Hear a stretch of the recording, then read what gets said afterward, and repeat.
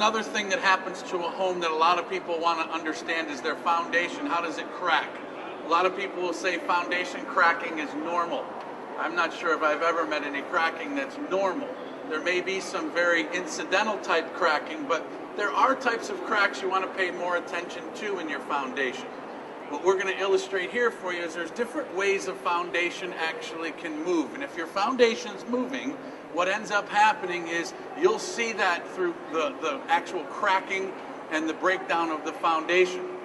A lot of people wonder, the worst time of the year for your basement, they all will say, is spring. In fact, it's not. The worst time of the year for your foundation is right now. The freezing that's taking place today around the outside of your home is what's going to bring the spring problems for you. The water and the rain only brings attention to the cracking that the freeze has created. As you see here in the slide, as the ground froze, it pushed against the foundation, it created a crack outside. The spring rains come, that water ends up in the foundation, and now you've got a problem that you didn't have last year.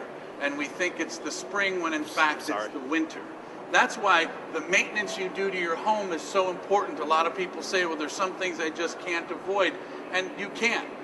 We call them the 3 Gs. These are the 3 Gs. You're going to be dealing with the gutters, which is primarily a very, very important piece to your home. You need to make sure they're clear and functioning.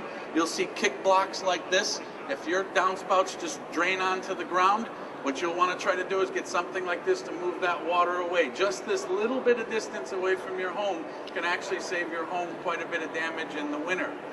The next G that we talk about is grading. You hear a lot of people wanting to lift the grade around their home thinking they're going to solve their problem.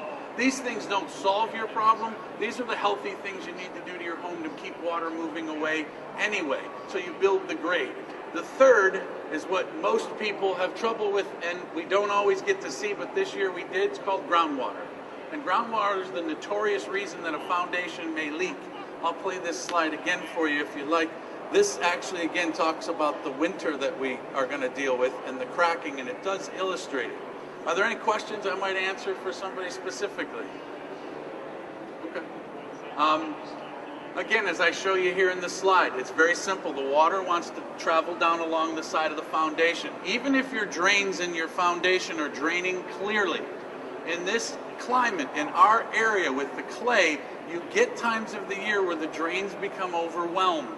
And when those drains become overwhelmed, your foundation's at risk for leaking.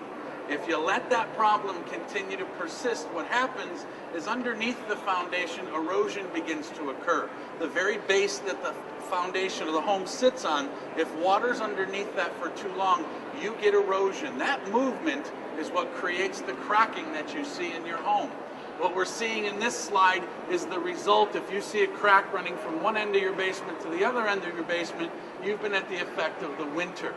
And you can do some minor things to help reduce that stress on the home, again, by making sure the grading's pushed away. But however, the only solution at this point is to isolate the cracking from the outside and try to make that repair.